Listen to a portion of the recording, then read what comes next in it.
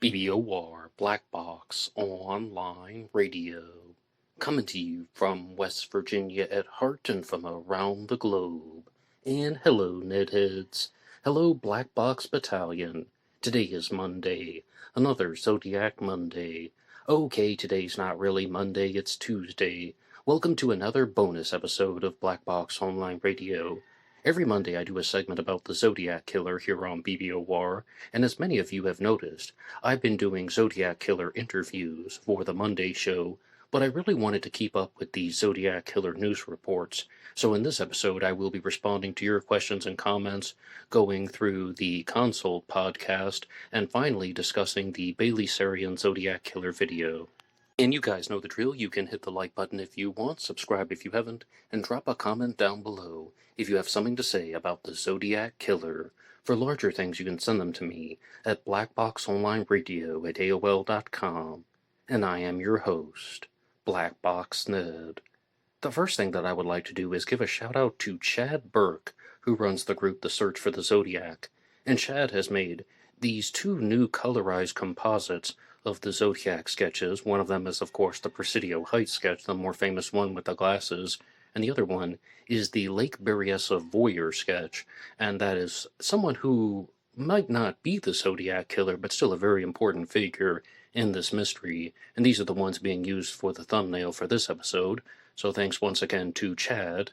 And to look at something else, I started a segment on Zodiac Monday called the Comment of the Week, where very simply, I just take one comment from any of the BBOR episodes, even Ripper Wednesday or Cooper Friday, where I talk about Jack the Ripper or D.B. Cooper, and I give one of the listeners to BBOR the award for the Comment of the Week. And I said that I couldn't release it on Zodiac Monday because I wanted to make it an integral part of the Zodiac Killer news report. And please excuse me if I butcher your name. We have Hervo J. Efilic. Yes, Hrvojefilic. Hervo J. Efilic. I hope that I'm getting your name somewhat reasonably correct, but you get the award for the Comment of the Week. And this one says, Ned, what would be the first step if you were to conduct an investigation? This case, the Zodiac Killer mystery that is, has so many leads. What would be the main one for you? Maybe letters or suspects, or even families of the victims? And there are two reasons for this. Well, I'm giving this one the award for the Comment of the Week. The first is that I genuinely want to respond to it. And the second is that I've been noticing that there are a handful of comments that have come in recently about Zodiac Monday and some of the other bonus episodes, like the one you're listening to now. And they say things to the effect of, well, what's the real point of talking about the Zodiac Killer every week? Is this really advancing the discussions? Is this just talking about the Zodiac for the sake of talking about the Zodiac? And, I mean, a lot of us want to know the truth. And I am mostly following the developments in the case. I definitely don't have the same resources that law enforcement does, and a lot of the other people who listen to the show also don't have the same resources. I wish that I did. But some people don't simply want to hear content about the Zodiac Killer and just hear anybody giving their take on the subject. They want to know, what is the pathway to solve the Zodiac Killer mystery? To not only identify the killer, but just get answers all across the board. Now, I wrote something out here for a direct response to Hervo J. Efilic, and I'm going to add upon this because I responded in the comment section. I'm not going to make somebody wait all week just to get a response, but like I said, I will give a much more detailed answer to what's been written out. I said, hey, thanks for the comment. This would be a great one to discuss on the air, but I won't make you wait all week. How do we solve the Zodiac Killer mystery? Would I use things like letters, suspects, or families of the victims and kind of use them as a starting point? For me, yes, absolutely, I would use the letters, and I would use them in a very different way because, number one, boring answer, genetic genealogy. We are not certain if we have the Zodiac Killer's DNA. At this point, it appears that there are DNA fragments that are on the Zodiac Killer's letters, because he didn't know about DNA in 1968 and 69. And we have seen the creation of the first complete profile from one of these fragments although it turned out that it was someone who couldn't have possibly been the Zodiac killer. And I would explore these more. I would not stop until we had identified every source of the DNA fragments. It could be through genealogical websites. It could also be through something else. But there is something else, though, that I think we should talk about. And I have to give a shout out to Eddie McNamara, who's the author of the book Two Fair Zone, who's been going through Michael Butterfield's new Zodiac Killer book, and he got to a particular page, and it said that there was not a DNA match, but a fingerprint match. And this was not to a suspect, but it was a match from one of the letters to a crime scene. And the crime scene is the murder of Paul Stine, Paul Stine's taxi. He was the final victim of the Zodiac, killed on October 11th of 1969. And the letter was actually one that was mailed in July of 1970, July 30th of 1970. So, firstly, Eddie asked me, hey, have you ever read anything about this match between a fingerprint and a crime scene? And I said, not only have I not read that, I haven't heard about that from anyone. One thing that we were looking at on the panel discussion show last year was an actual method that can be used to solve the Zodiac killer mystery. You may have heard the term partial prints used in the Zodiac case and other true crime cases. But what we were saying is, maybe in the future, forensic sciences will advance to a point where they can take partial prints from letters, the crime scenes, maybe even the telephone that was used for the Zodiac to make his calls, and then they can put the partial prints together electronically. So that could be one way to identify a suspect.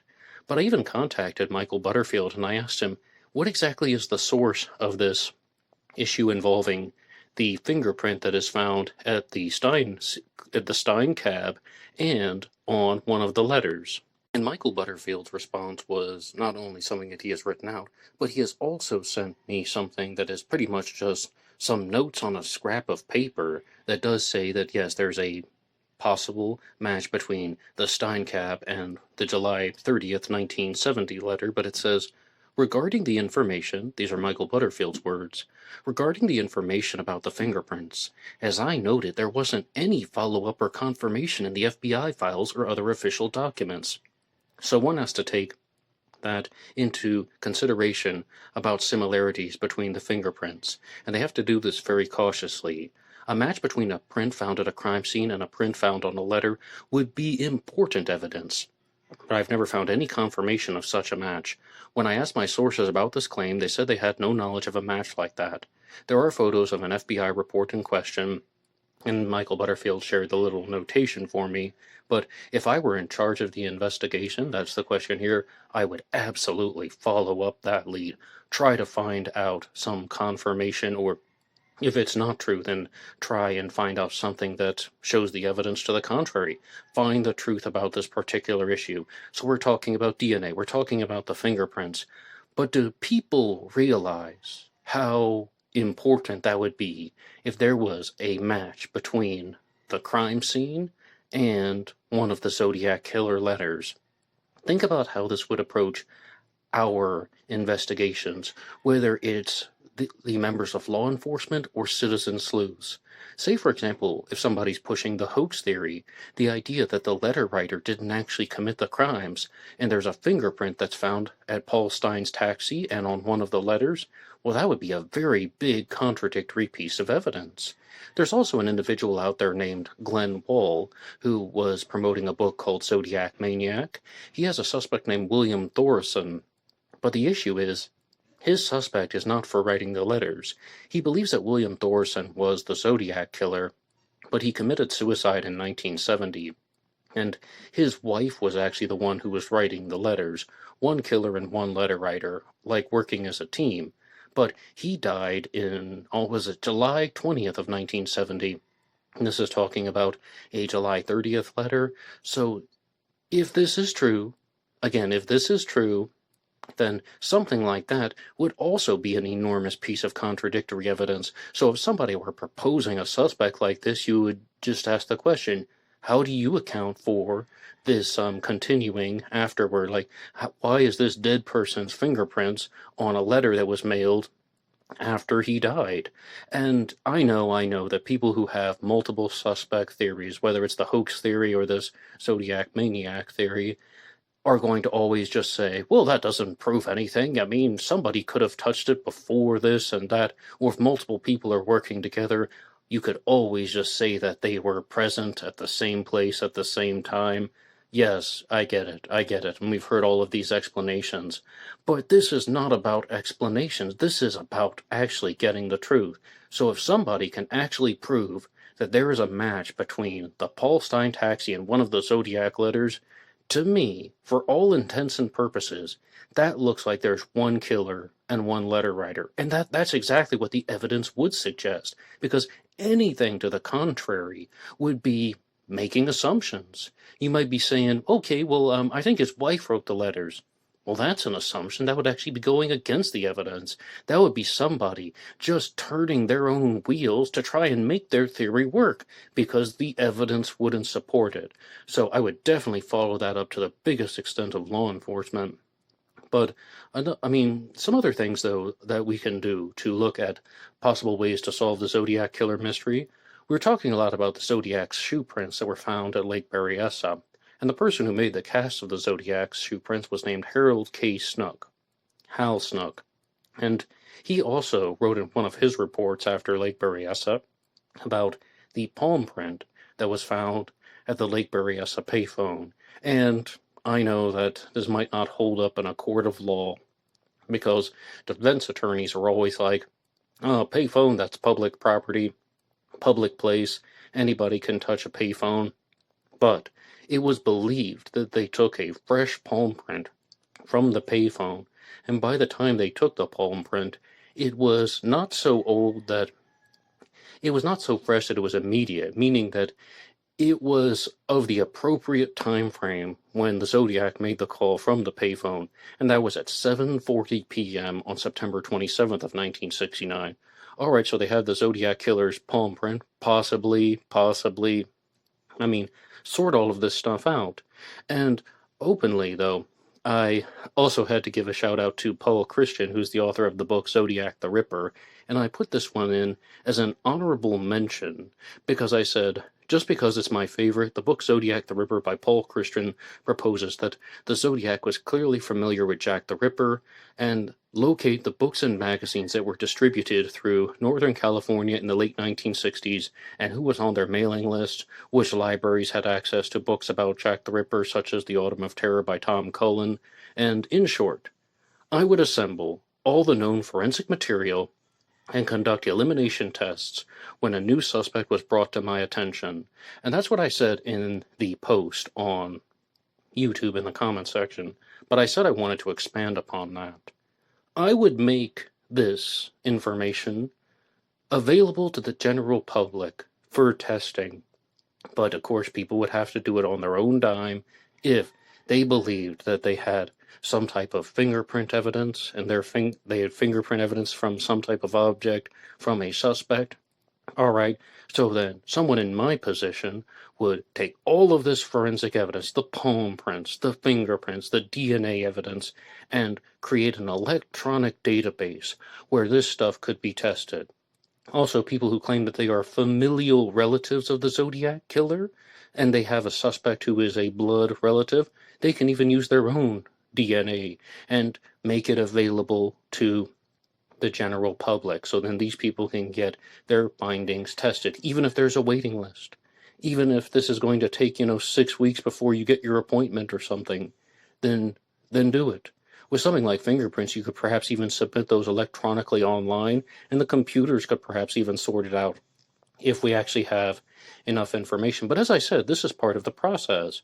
Number one, identify all the partials, investigate all the partials, follow up on all the partials, partial DNA, partial fingerprints, partial palm prints.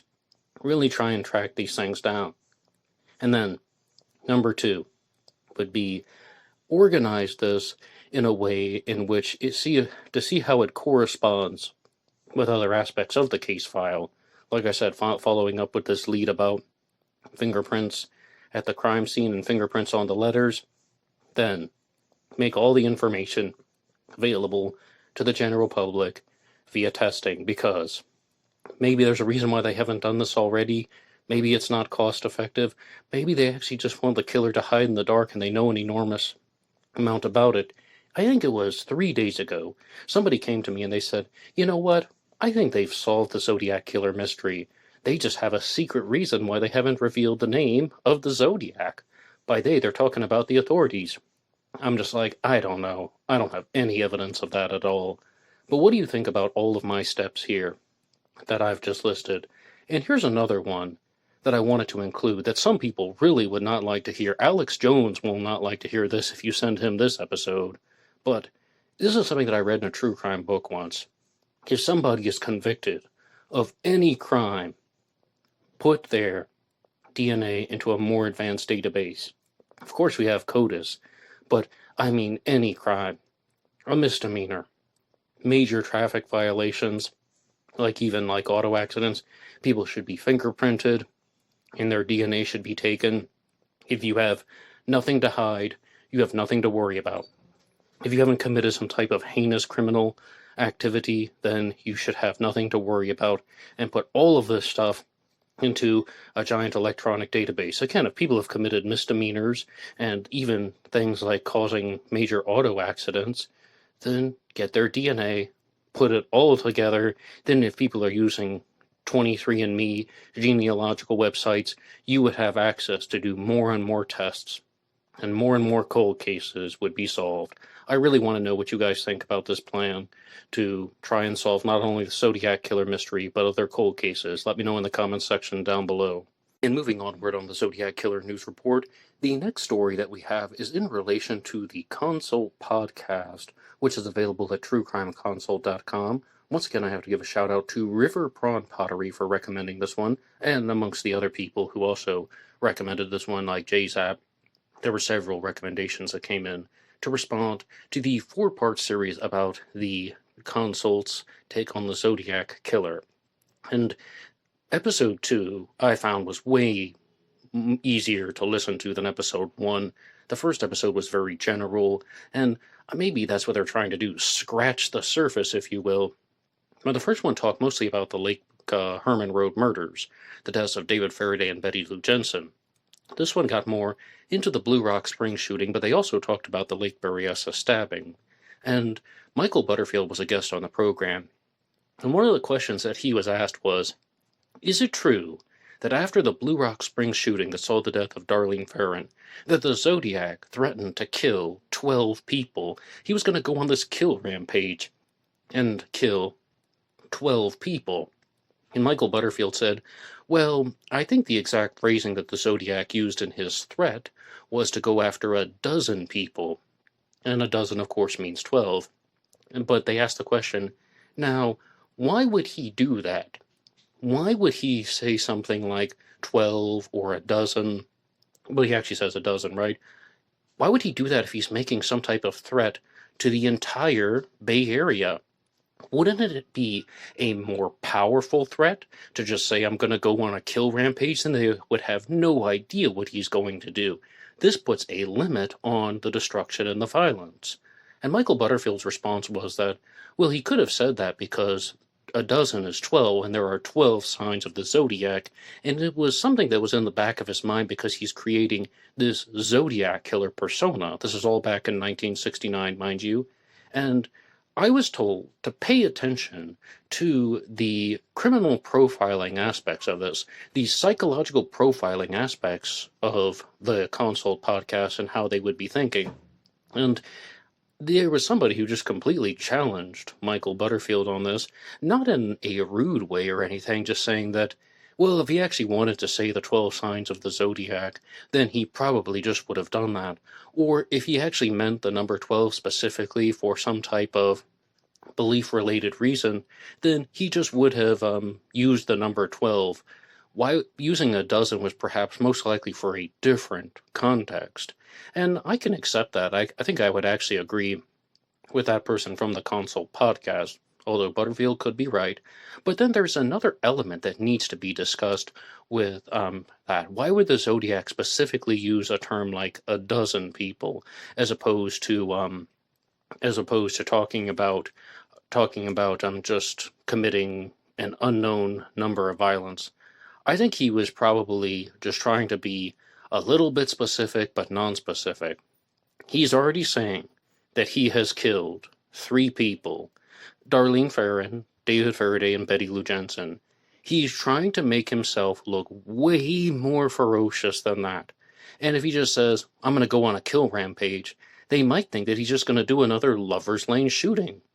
Go after another 2 people, maybe even 3 or 4 people if he goes after 2 different couples. He wanted to make this sound like it was more intense, and Kill Rampage is open-ended. It could go in one direction, like there's an unlimited amount of violence, but it could also go in the other direction, that he's going to go with the same level of violence that he has already created. So, by saying he's going to go after a dozen people if they don't do what he wants, and he's going to just make this open-ended threat, by saying a dozen, he sounds more ferocious than he currently is, more threatening than he currently is. But that's just my take on the subject. Weigh in the comment section down below. I would love to know what you guys think. The next point on the Console podcast was that they were discussing the Lake Berryessa stabbing. And this is something, though, that I think was actually very sharp by Michael Butterfield when he was talking about how the Zodiac is wearing his hooded costume at Lake Berryessa. He's walking toward Brian Hartnell and Cecilia Shepard. He has a gun in his hand. He has a knife. He has the pre-cut lengths of rope.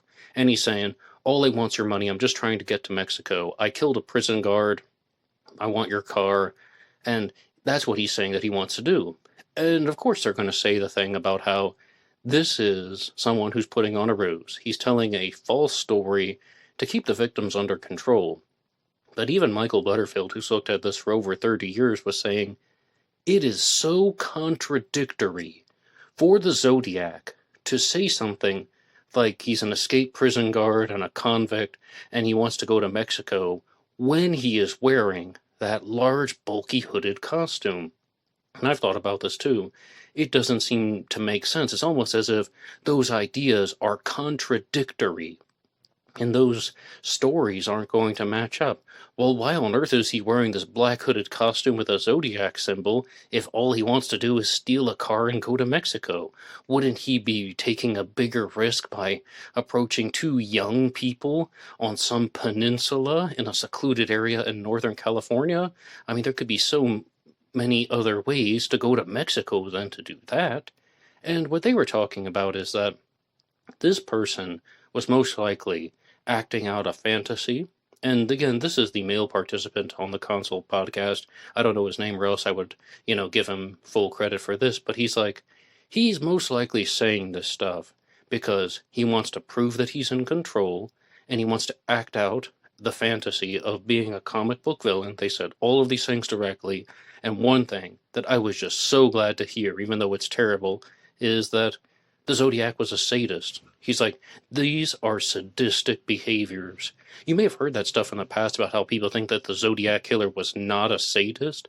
I think he was. I've said this for at least 6 years, that the Zodiac had sadistic tendencies. He's trying to drive the image of fear and terror into the victims that he's about to murder. He's a sadist, and he's doing it continuously until he leaves. But the more fascinating thing from the Console podcast was in relation to the Zodiac's actions and activities after the stabbing. When he goes back, he walks to Brian Hartnell's car door. He writes a message on the car door that is the Zodiac symbol, the dates of Zodiac activity, and writes the word by knife. Why would he do that? He is following up from a letter that he sent after the Blue Rock Springs shooting when he said, contrary to what they say, I did not leave with a roaring engine and squealing tires. Okay, the squealing tires line for sure is in there. He left slowly and quietly, not to draw attention to himself. By writing the message on Brian Hartnell's car door after the Lake Berryessa stabbing, he is demonstrating that he is leaving slowly and quietly. He can also take his time when he has committed this crime and the aftermath of the crime. And all of this stuff demonstrates that the Zodiac killer is trying to act like he is in control. Power assertive serial killer. And that's what I think it is. Yes.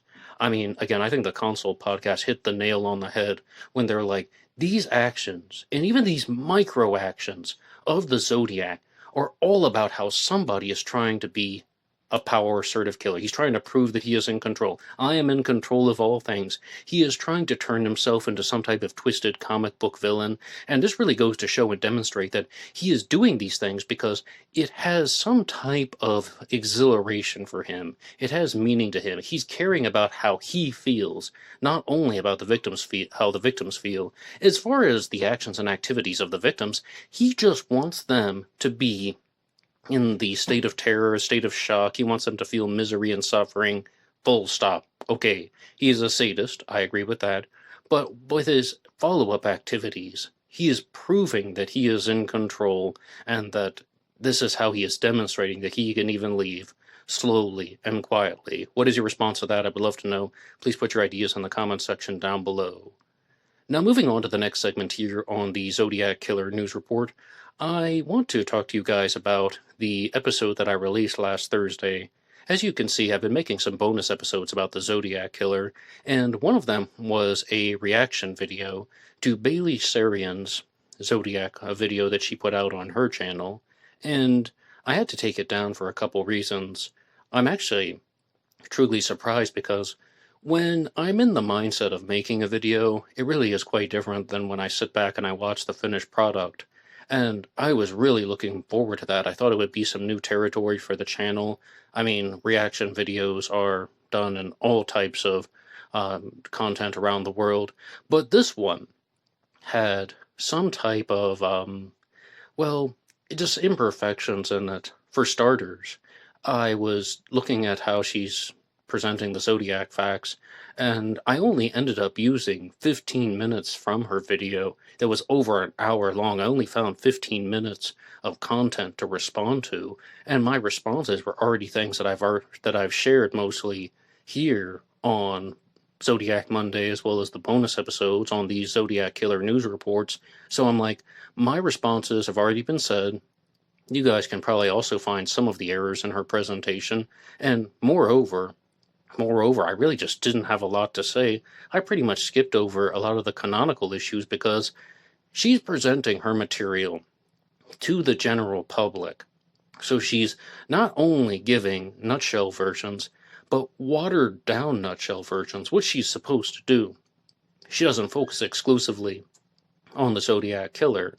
And I'm going to play some clips for you guys, and then we will respond to them. I'll just give you kind of more of a heart and soul version of responding and discussing Bailey Sarian Zodiac Killer videos. And this first one is going to talk about the Gaviota shooting, or she calls it in the video the Tahigua's Point shooting from 1963. Know what I'm using, I'll list it in the description box down below, but other than that, shut up, Bailey, and just get to it. So I will start with one case that is believed to be linked to the Zodiac. It may be even like his first killing. It was back in June in 1963 at Tahigua's Point, which is like 25 miles west of Santa Barbara, California. At Lompoc High School, I guess it was like the official senior ditch day. So Linda Edwards and her boyfriend, I read it was like her boyfriend, and some said it was her fiance, Bobby Domingos, they decided to head out to Tahigua's beach. So the two of them go out there and they set up like in a secluded area where they're just like sunbathing, enjoying the day. When Linda and Bobby didn't come home that evening, you know, their parents were calling friends asking like, hey, have you seen Linda or Bobby? Like, we can't figure out where they are. The next day, Bobby's car was found by the beach, and nearby, the couple was found bound and tied with like a pre-cut nylon rope. Their bodies were dragged to like a little DIY shack that was built and like set up by the water and the rocks. Both of them were shot numerous times, and it was just horrifying. The weapon that was used was a .22 caliber semi-automatic, probably a rifle, It appeared that the killer attempted to set fire to the shack, but I guess had no luck and gave up on it. So the murders received lots of media attention, but unfortunately went unsolved. I mean, there were no witnesses, there were no suspects. Many years later, the police would link this crime to the Zodiac killer, saying that this most likely was his rehearsal. So 3 years after Linda and Bobby's tragic murder, another attack takes place. And that was Bailey Sarian's take on the Domingos-Edwards murders from 1963. Now, I think that it's very appropriate of her to start out by saying that it's a possible Zodiac crime, but later on at the end of the clip, she talked about how the authorities had linked it to the Zodiac and saying that it's the Zodiac's rehearsal. All of that is still unconfirmed.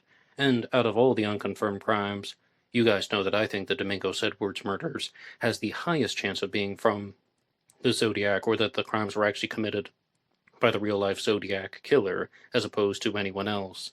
The parts that I want to challenge in this video, if I'm going to react to it right now, are that, number one, she said that the victims were found and that they were tied up in the seaside shack. As I understand that this is untrue. For example, Robert Domingos and Linda Edwards were both shot by the killer, then dragged to the seaside shack. Robert was put on the ground, and then Linda's body was actually placed on top of him, but I don't believe they were tied up in the shack. What this is most likely referring to is that the killer came to Gaviota, or she calls it Tahigua's Point. It's often referred to as the Gaviota shooting, even though it's not at Gaviota Beach. And the killer brought a gun, a knife, and pre-cut lengths of rope, the same way the killer did at Lake Berryessa with a gun, a knife, and pre-cut lengths of rope. And he ordered Linda Edwards to tie up Robert Domingos, but the killer did not check the restraints, and that Robert Domingos was able to break free from them, and then he starts fighting with the killer, and the evidence for this is that there was a bruise on Bobby Edwards' hand, and that he most likely punched the killer, either in the face, or in some way that was hard enough to leave this major bruise. Then they take off running, but at this point, Robert Domingos has already broken free from the restraints, and that's why their bodies were dragged to the shack without them. The second one, I think, is, again, if this is just a genuine reaction, I think it's very appropriate to state that most likely it was a rifle. She put the rifle on the screen for the weapon that was used, but we have no certainty of that. 22 long rifle ammunition can be used in the rifle or in the pistol.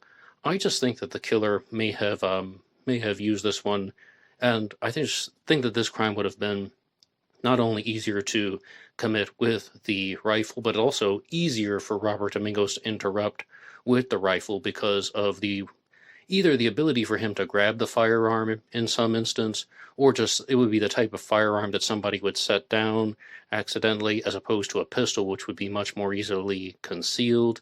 And if I had to guess, I would say it was a rifle that was used at Gaviota, but that's just a guess. We are uncertain.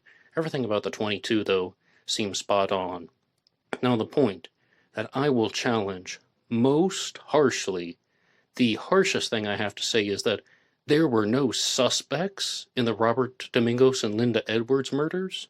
Is this a joke? There were no suspects? How about Sandy, who goes on to become a Zodiac killer suspect? Sandy, who was a murderer that was in the area.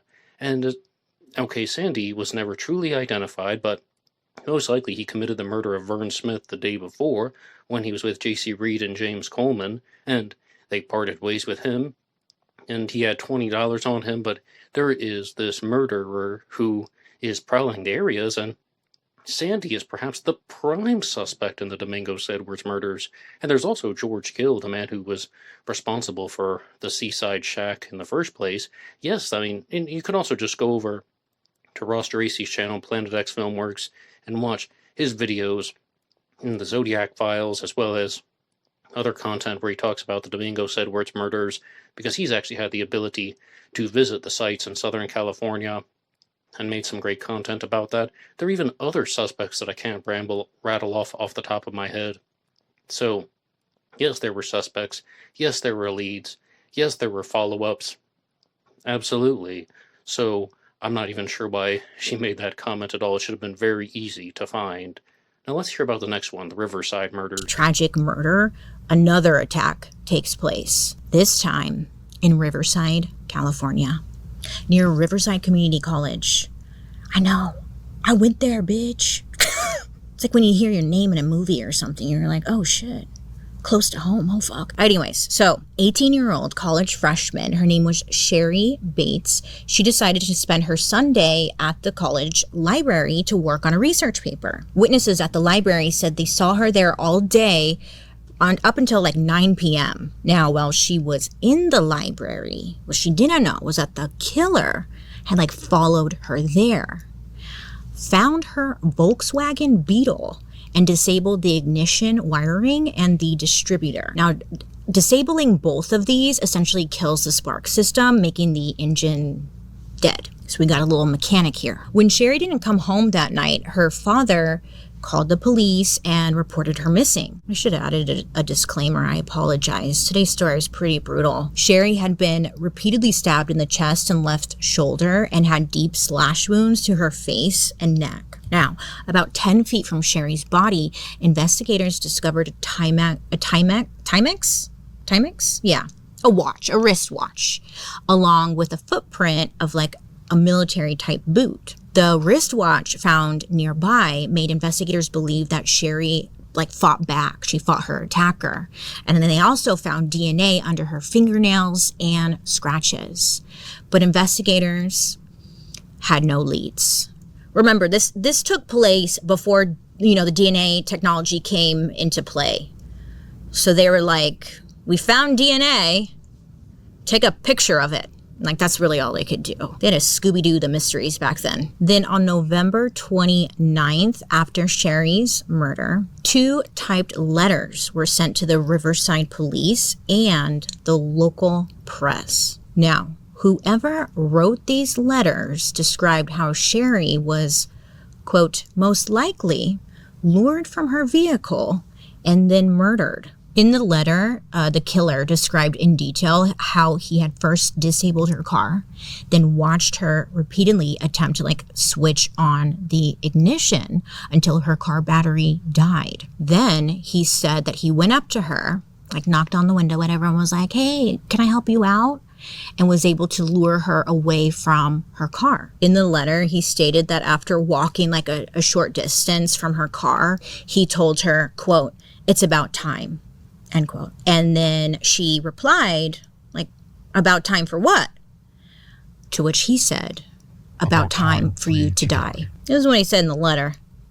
I don't like it. Listen, there was press coverage and media attention, but again, investigators really had no leads. Then in April of 1967, the Riverside Police Department and Sherry's father, both of them received handwritten letters.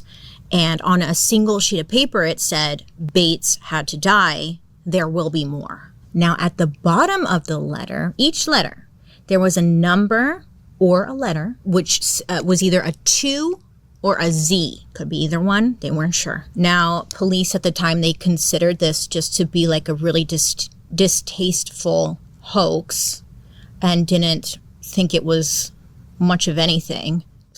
And that was Bailey Sarian's take on the Riverside murder from 1966, which saw the death of Sherry Jo Bates. So some major points here that we need to discuss.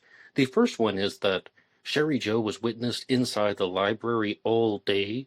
Well, no, I don't think that that's right at all. In fact, there were very few people who could even remember seeing her in the library. So this whole thing about being witnessed all day, well, what do you mean by all day? Are we talking 9 a.m. to 9 p.m.? Sherry Jo's final day before she was murdered has actually been very well documented, and there was a video that was made on Ray Grant's YouTube channel, which is very informative. You can also find it in his book, Zodiac Killer Solved, when he goes through the timeline in the murder of Sherry Jo Bates, step by step, looking at the activities when she's driving her lime green Volkswagen Bug around town, and the cars even being witnessed by people. Very easy to spot. But no, Sherry Jo was not witnessed inside the library all day, and almost nobody is. Unless a librarian is doing a 12-hour shift or something like that. All day in the library is just such an open-ended and abstract statement. The second point that Bailey Sarian talks about is that she mentions that we might have a little mechanic here who's working with Sherry Joe's car, pulling out the distributor and the wire and all that. And I'm also not convinced of that at all because, as I understand, back in the 1960s and even the 50s, these types of operations would have actually been very simple. And even if someone didn't have a high understanding of auto mechanics, they still may have been able to do something like this. Ken Maines went into a lot of detail about this on his channel Unsolved No More. Ken Maines, who did the History Channel show about the Zodiac Killer, just talking about how it really would not have been very complicated for someone to just unplug those particular wires, and you could have learned about this stuff very easily, and he even learned about his own cars very easily, Ken Maines that is, when, he was growing up, because they were not complicated operations. So maybe we don't actually have a mechanic. And I know that's a statement that's just off the cuff, and she wasn't saying, well, this guy actually has auto mechanics training, but it is, somewhat misleading. I don't really think that the murder of Sherry Jo Bates needed any type of intense automotive knowledge to do that. And the third one, the most intense and most important one, saying that there were no leads. Well, absolutely there were leads in the Sherry Jo Bates case. How about the suspect Bob Barnett, who is still the most likely culprit in the minds of many? Bob Barnett was the ex-boyfriend of Sherry Jo Bates, who was almost even arrested for this. So, just to say that there were no leads, yes, of course there were people that they looked into. And as you can see, I just have a very few set of comments to talk about. These were perhaps the most reactive ones that I made for my response to Bailey Sarian in the video that I took down. Now, as far as a content creator, I do congratulate her on all of her success. I first learned about her years ago when her channel was much smaller, like when she had just thousands and thousands of subscribers. Now it seems like her channel has really taken off and exploded. I congratulate her on all of her success. I've only seen about 4 or 5 videos from her. It's really not my cup of tea. I don't really like the makeup thing. I find it to be an enormous distraction. I know perhaps some of the other viewers out there might be into the true crime makeup channels, and I guess I found out about her because at the time I was watching a lot of other female YouTubers who weren't necessarily involved with makeup, but some that I've referenced on the channel before would be Stephanie Harlow, Bella Fiore, Danielle Hallen when she hosted the show Crime After Crime. So, I just guess the YouTube algorithm would regularly recommend Bailey Sarian videos to me, and not only did I find that she was doing the makeup thing, which is a big distraction in my opinion, but she was also not really getting in depth. As you just heard, all of these things I've talked about, just saying, oh yeah, these crimes happened in the 1960s, and there were no suspects, there were no leads. Yes, there were suspects, yes, there were leads. And how about this? She's doing a Zodiac Killer video that is including the pre-canonical crimes, and she completely left out the Swindle murders from 1964. All right. I'm not going to get, hyped up or anything like that. As I've already said, it was a video that was made available to the general public. And, she has the right to make her content, and she has the right to do the true crime makeup thing if she so chooses, but I really don't think that her videos have ever really been that much in-depth, and all of those female content creators I just cited, Stephanie Harlow, Bella Fiore, and Danielle Hallen, go into much greater detail than what I've seen from the 5 Bailey Sarian videos that I've watched, so credit to them as well. But ultimately, that's my take on everything here, and I just wanted to stop on by for a Zodiac Killer News Report. Thank you to everyone who has left comments, and maybe your comment will be chosen for the comment of the week. And, one last thing real fast. On Monday, I played part 1 of the interview that I did with James Big Twin about his book, The Only Time Richard Got Angry at Me, which discusses the Zodiac Killer suspect, Richard Gaikowski. And I will be doing the concluding segment of the interview on Thursday, but I'm going to do it in a different way. I'm going to actually add on to it. I played the first 45 minutes on Zodiac Monday, and the full interview was actually 2 hours and 10 minutes long. And I'm just going to upload it as the full 2 hours and 10 minutes for the Thursday show as a bonus episode. And if you are listening to this as this is coming out on Tuesday, I want to let you guys know that over the past several weeks I've been making some Zodiac bonus episodes the Tuesday show has been a kind of revolving door of different ideas, where I did True Crime Talk Radio in the morning for a while, then I did the JonBenet segment, and there are 2 new episodes that I would like to make about JonBenet Ramsey to conclude this series that I was working on earlier this year. Then on Tuesdays for quite some time, I would like to work on a series about the Black Dahlia murder from 1947, the murder of Elizabeth Short. So once again, you can hit the like button and subscribe if you want to follow along with all of these discussions and all of these true crime cases. I also do Ripper Wednesday about Jack the Ripper and Cooper Friday about D.B. Cooper. And I will see you guys tomorrow for just that, Ripper Wednesday. You know where to write the show. blackboxonlineradio at AOL.com, blackboxned88 on TikTok and Instagram, blackboxonlineradio on Facebook as well. I use the Facebook page a lot more now. And, just Bailey Sarian was saying that she went to RCC and they mentioned Riverside Community College, where Sherry Jo Bates was a student. And she's like, it's like hearing your name in a movie. I'm like, what do you mean it's like hearing your name in a movie? How many people say Bailey Sarian in a movie? How many people say Black Box Ned in a movie? Hey, that's me that they're talking about. Or maybe that fictional Black Box Ned has the same name as I do. And even if you want to get technical, RCC wasn't even the Riverside Community College at the time. It was the Riverside City College, so I don't mean to burst her bubble when she's all just like, what the fuck and all that. A lot of unnecessary things in her videos, but, to each their own, I suppose. You guys know where to write the show. Everybody have a wonderful Tuesday, what's left of it, and I'll see you tomorrow to talk about Jack the Ripper. That's all for me now. Goodbye.